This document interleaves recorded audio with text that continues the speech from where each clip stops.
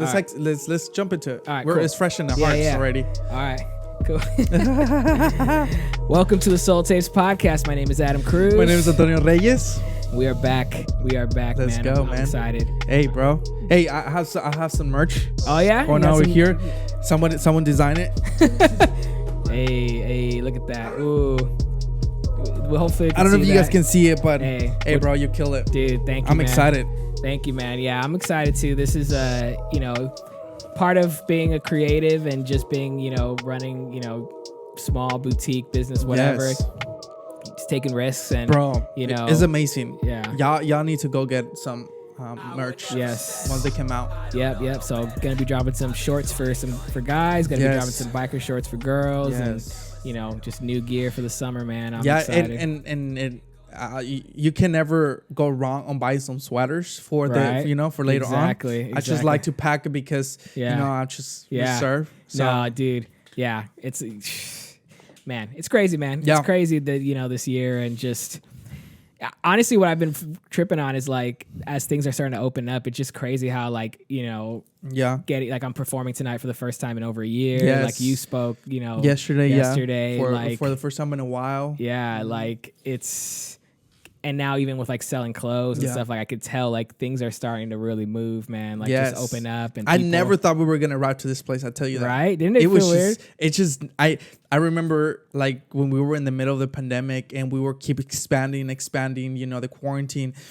And I was like, man, this has no end. Yeah. I don't know where we're gonna go back to normal in a sense, whatever. But I was like, finally we're getting into that space, you know? I know. I was almost like, I don't know if I want to go back to normal. Yeah. No, I completely understand. But honestly though, man, like it's so funny how we go through these seasons of like I feel like for a lot of us we needed that rest and that time to just do nothing. Mm-hmm. But we also have like desires and things we want to accomplish and the things that we feel called to do, and that's where I think the push and pull goes. So it feels good, man. It feels good to kind of get out there and just see things start to move. Yeah. But anyway, we were kind of talking before this, and I think it would be a dope conversation to have.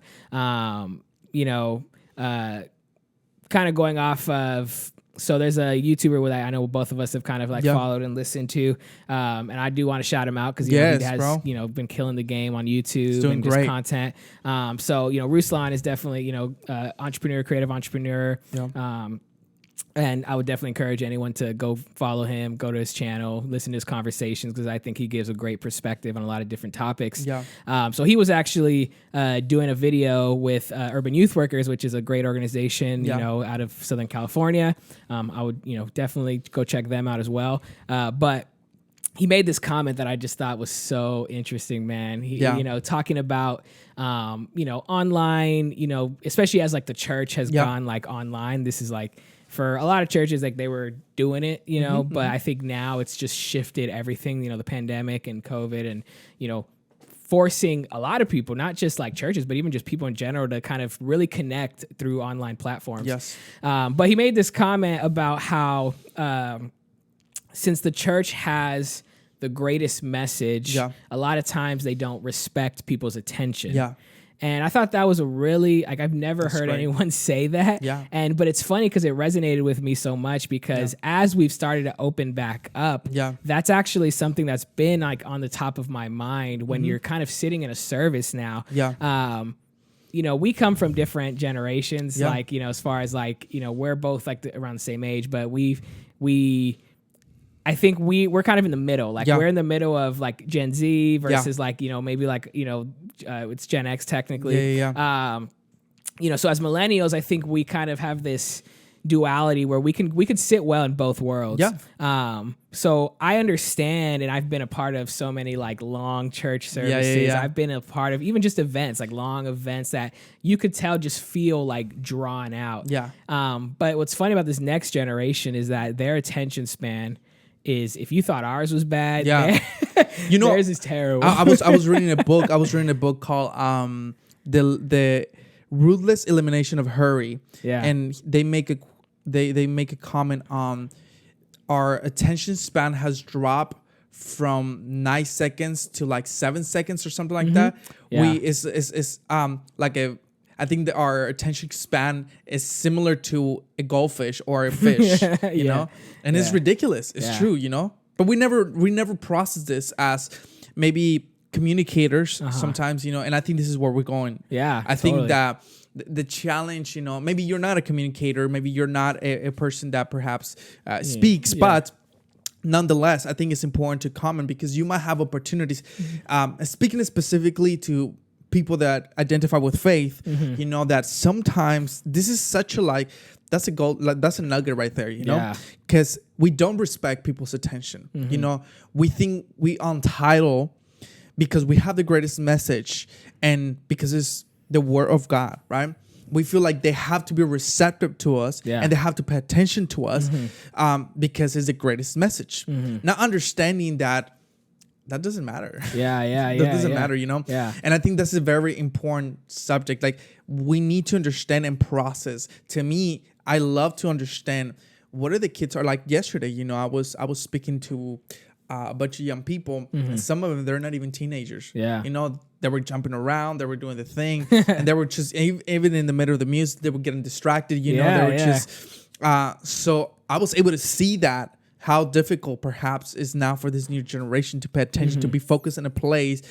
If not, what we don't understand sometimes is that they're start getting anxious about things. You know, they can't be still. You know, they need to be doing something, because I remember having people in my team that they would tell me, it's hard for me to focus, you know. Even my wife, maybe some people will find that as disrespectful, but for her, if she's sitting down in a message, she's drawing. But that's the way she pays attention. It helps her stay focused. Yes. Because she cannot be without doing anything. To pay attention, she starts drawing, and as she's drawing what she's hearing. So that's the way her brain works. So we have to understand the dynamic, you know, the nuances of this thing. If not, we're gonna get lost. And I think this is what I think about is, you know, I've heard this said before this way as well, that you can be married to the mission but not the method. And that's what I see a lot of times, is that when it's a generational thing, a lot of times that the older generations are typically so in love with the method of how they did things, you know, delivered a certain thing, or how business did a certain thing. So even like certain businesses that, you know, didn't transition online, you know, quick enough, you know, because they're just, well, we're a storefront business. We're going to sell, you know, this way. This is how our customers know us. You know, we're not going to be concerned with, you know, online. You know, so to me, what happens is that you get so in love with the method and how you do things, it's almost like a frustration of like, man, like, why can't people just be okay with how we do it? Why do we have to change for people? But to me, that this even goes back to the conversation with Pastor Jeff D, where we had a couple, you know, weeks ago, this idea of, you know, us giving people what we want to give them, not being cognizant in the moment to really pay attention to what does the person need in this moment. So, you know, like you're saying, you were speaking to, you know, young, you know, kids, like there might be different ways to communicate, or you might be able to expand on certain topics, but you have to be aware of your audience. You have to be aware of who you're speaking to. You have to be aware. And I think a lot of times we don't do that, even in just general conversations, like, you know, with friends, we might, you know, want to talk about something that they don't care about. Dude. And that's you start to realize, like, why did I leave that conversation feeling like I didn't get anything out of it? Completely. You know, and you have to ask yourself, well, you know, did I take my time to think about, well, what do they need? You know, what's going on with them? One of the things that I love to do, you know, I'm not saying I'm perfect, because perhaps maybe sometimes I go to certain places that they don't care, you know, they can care less about it. But I'm trying to be better at this. I think when I meet someone, I try to have the conversation and elaborate and trying to find, you know, things that they like and they enjoy, so I can. That's my hook. Once I find that hook, and if I have some sort of knowledge or understanding, even if I have no knowledge, I start asking questions. You know, because that's what they like and that's what they enjoy. Are you, by any chance, do you know your strengths finders? Yeah. Are you a woo? Yes. I'm a okay, woo. I was gonna say because I'm a woo too, and that's exactly win people over. Yeah, so because we're trying to find a connection, and that's exactly how you connect with someone is through that process. Completely, you know. So to me, every time that I engage with people, I try to find like what is the niche that I can get, and so that we can just talk about it and we just take off, you know, because that's the reality of it. And even through that, you might think, well, I always find a way to bring my faith into it. Yeah, I know that might sound like, but how? You know, there's no way. I always try to find a way. You know, I always try to figure it out a way. And now when I bring it to the table after I talk to them about what they like, they might be more open about what I have to say about it. Yeah. You know? So I think that's a very important thing, that when we engage with people, even if you're a speaker or you're just interacting with someone for the first time or you have friends, you know, I think this is very important. And I think for us, we're very curious, you know? Our curiosity is very, is there. Yeah. So we're willing to engage in anything. Yeah. It don't matter, you know? And we might not know it, but we like to jump into it. So, but not everybody's like that. Yeah. You know? Yeah, but that's also part of that the way, even if you don't know, engaging someone in what they might be interested in is how you kind of make those connections as well. And I think that when we think about, you know, specifically this comment that we're talking about today about respecting people's attention, 'cause that's really the conversation to me. Like, you know, we can talk about it from the church context for sure, because I think that's like, you know, that's really important. But in general, I think this idea of respecting people's attention to me, that comment is kind of like holding a mirror up to you and saying, okay, well, you know, what can I do to make sure that when I am talking with someone or connecting with someone, that I'm not, in a sense, wasting their time. And we don't really look at it that way. We always look at, how do I not waste my time? But how do we flip that and say, when I walk into a room, I don't want to waste their time by bringing something that, and that's why I'm honestly, that's when I walk into a room a lot of times, I don't share about myself a lot of times. I won't go and just like advertise everything that I'm doing. Because to me, like, unless someone genuinely cares or we have conversation and something comes up, then I'll open that door to have a conversation. But I'm not really the type to like put myself in that. And there's certain ways, like, you know, obviously, when you're trying to grow something, I've learned that I do sometimes need to be more forward-facing and be more open about things. And I could share that on social media or whatever. But when I'm having a genuine conversation with someone, like, I also want it to be like, how can I connect with what they're interested, what they're going through? Because a lot of times, like, that's what people enjoy, is being able to see that someone saw them, cared about them. And that to me is really important. Like, that's a part of how we can like serve each other completely in that, you know, finding the balance. Yeah, because I think I have encountered aggressive people when it comes down to that. You know, like some people tend to be very aggressive about those things. You know, they kind of overwhelm you sometimes, you know, and to me that bothers me a lot. You know, that bothers me a lot because they always have something to say. They have an opinion. They have something to communicate, you know, and that just bothers me because you're not respecting the other person's, you know, and going back to respecting people's attention, right? I think that's so important. I think that's something that at least I personally learned from Josh and Noemi, you know.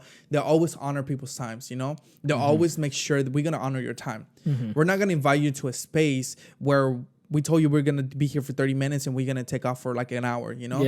Even though they have a lot to give, they don't do that. You know, they always respect people's times. And I think that's something that I have got from them. Like, if you're gonna give me 20 minutes, or if you're gonna give me your attention in a conversation, I'm gonna try to honor your time. You know, I don't want to waste your time because I want you to walk away from this conversation inspired and saying, damn, like, man, that person that person like that he cared genuinely for myself, you know.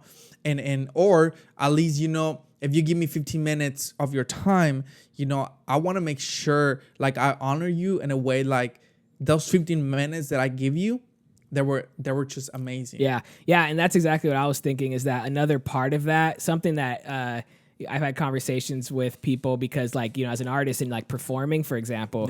So I've been to shows like as like an independent artist with like other like people who, you know, you're given a certain amount of time that you're supposed to perform. Hey, you have a 10-minute set, you have a 15-minute set, you have a 20-minute set.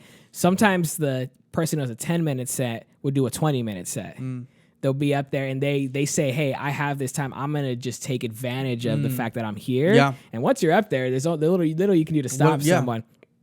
And that's always frustrated me because it boils down to you're not respecting people's attention, you're not respecting people's time, and you're not respecting the boundaries of what you were given. Yeah. And I think that's what's really important, especially nowadays. Because the thing is, like, for example, for a show, like when you have multiple people performing, like, and it's like independent artists that nobody knows, like people's attention is very short.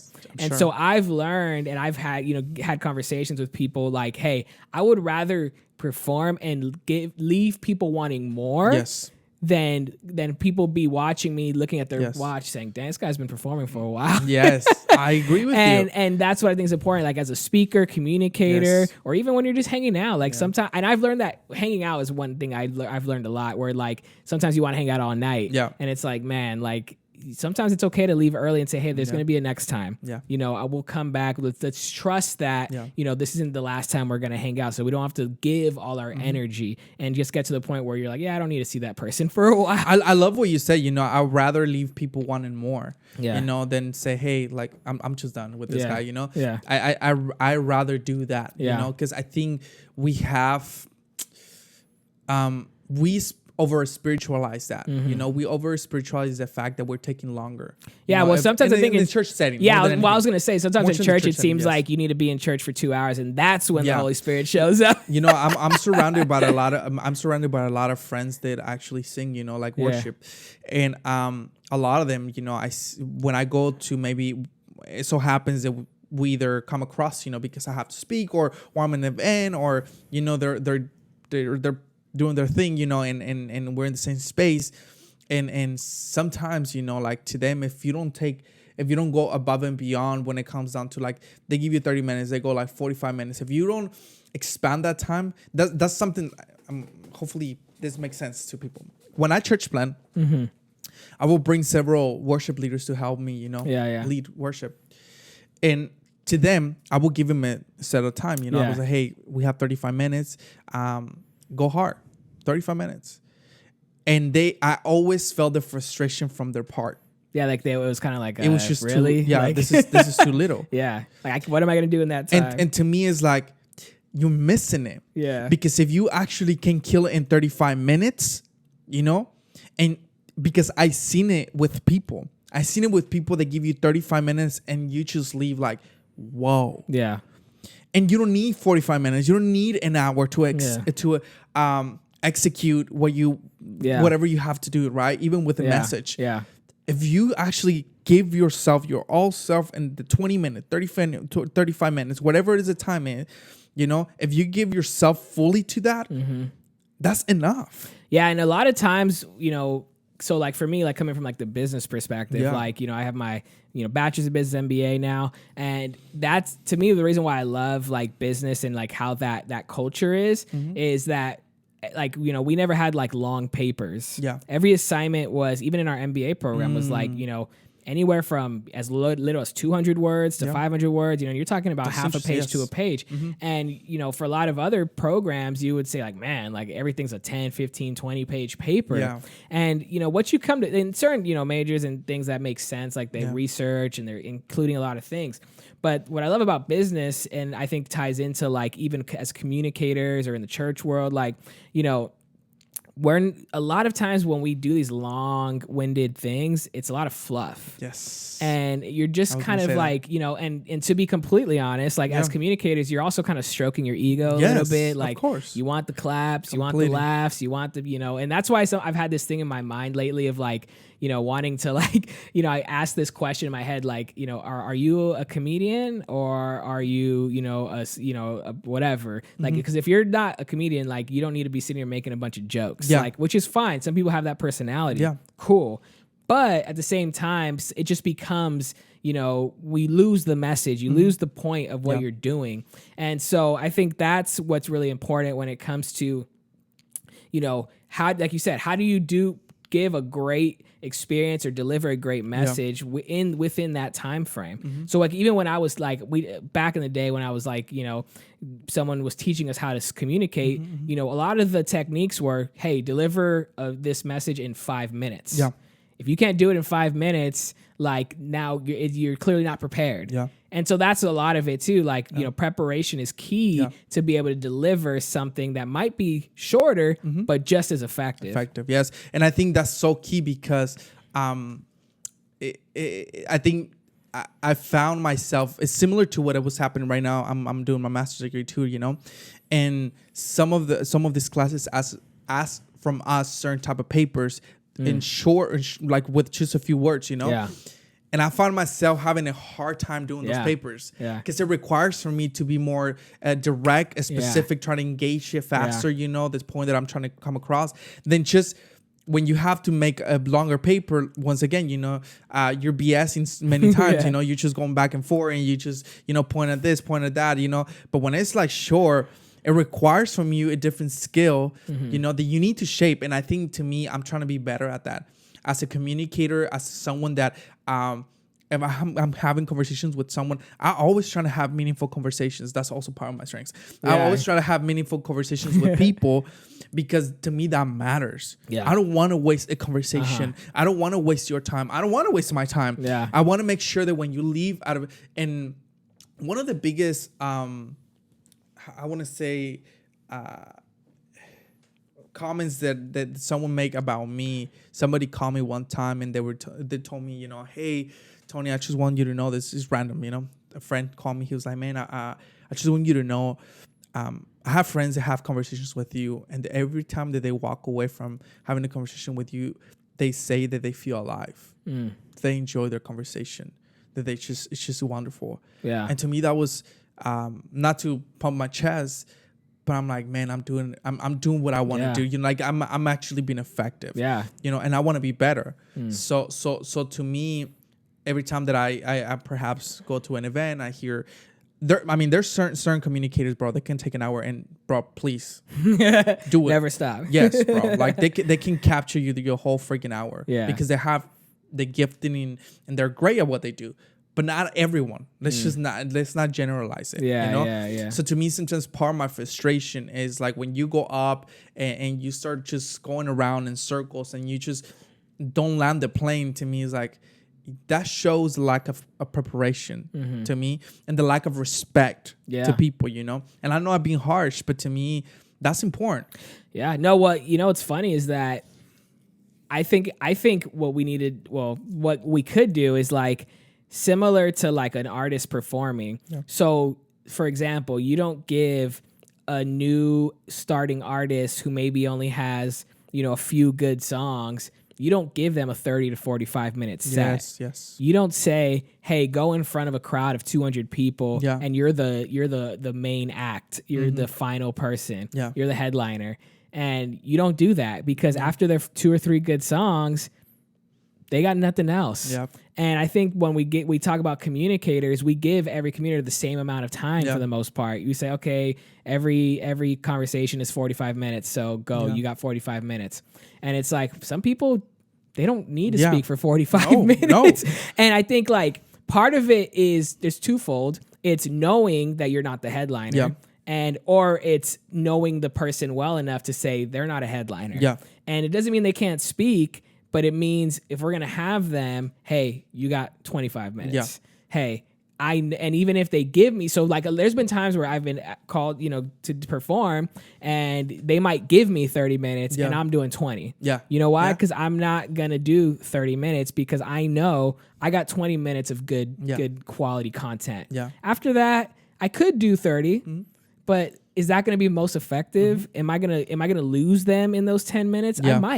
They might miss and forget everything good that I did because I needed to ramble for 10 minutes. Completely. I needed to, you know, play, you know, 3-4 songs they're good, but they're not, you know, they're not the ones, you know? Yeah.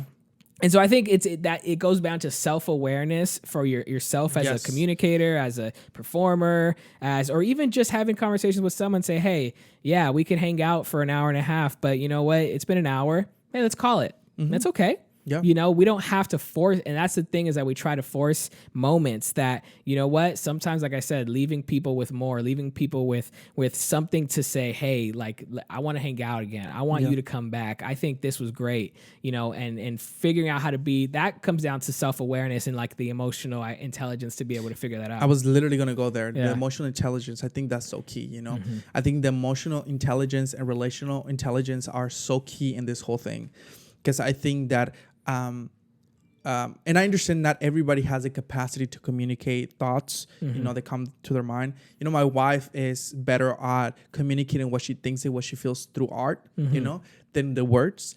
But and every time that I'm trying to help her shape certain things, you know, when she communicates it, and she has given me, you know, the opportunity to speak into her life. Hey, she tells me, hey, if you think that I'm like going around, just stop me. Or if you feel like I'm just going to, like, if I'm just, you know, I'm focusing on this or doing that, just tell me, you know. And I believe she has become so much better at doing that, you know, because she's shaping that aspect of her, not just when she's sharing the message, but when she's having actually meaningful conversations with people, because she had. So, you know, I remember one time we were hanging out with some friends, you know, and you know, David Bahar, you know, we were hanging out here. We were watching I think it was a Super Bowl. That was before the pandemic, you know. And he has all his friends, you know. He was hanging out, like, some of his brothers, and they have some tacos. And I got not stuck because I was enjoying the conversation, but I was talking to one of his brother, you know. And we were just going at it. We were just having a great conversation. And I noticed that Gabby was sitting down with everyone, and everybody was listening to her. I got a little nervous. I was like, what's going on? You're like, what did she say? Yes. And I noticed that she would keep looking at me like, help me.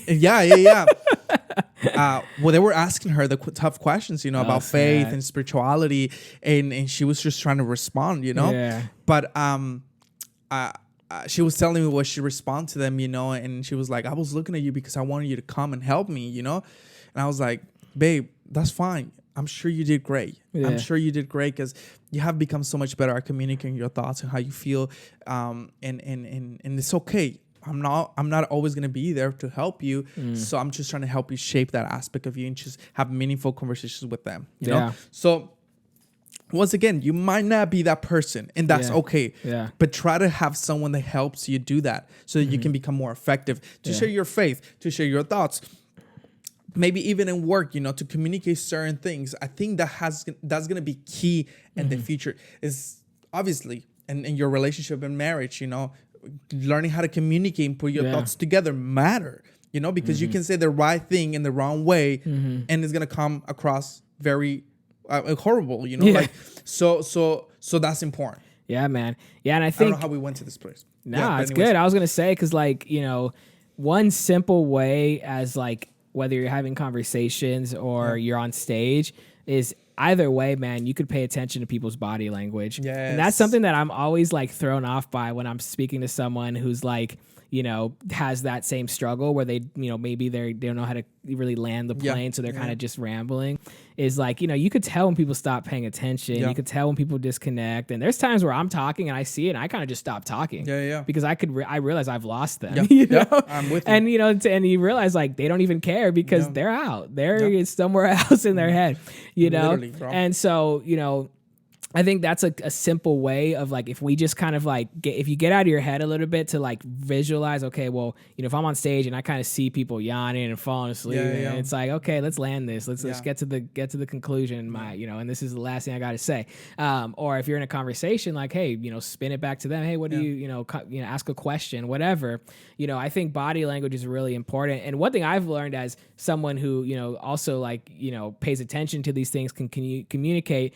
I've kind of taken a little more initiative in these conversations, and I'll just like, when I see someone like I'm with them, they're kind of just rambling, I'll stop them and like ask a follow-up question or switch the conversation a little bit. In a way, I'm like, I first I used to feel like maybe I'm being rude, but now I realize I'm kind of like helping them actually. And that's where I've learned to kind of like get a little more confidence to be like, hey, like let's just switch it up a little bit. It's better because at the same time, if you're like in a place where there's more people, not just them, there's more people, you know, you also taking their time away, you know? So I remember having conversations and we have small groups, you know, through Zoom and all this stuff.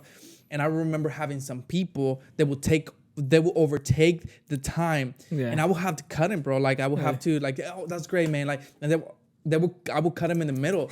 But the reality is that, hey, man, like I get it. I know you're trying to communicate, but you're not gonna take over the time, you know, and not really not being able to execute what you're trying to like communicate.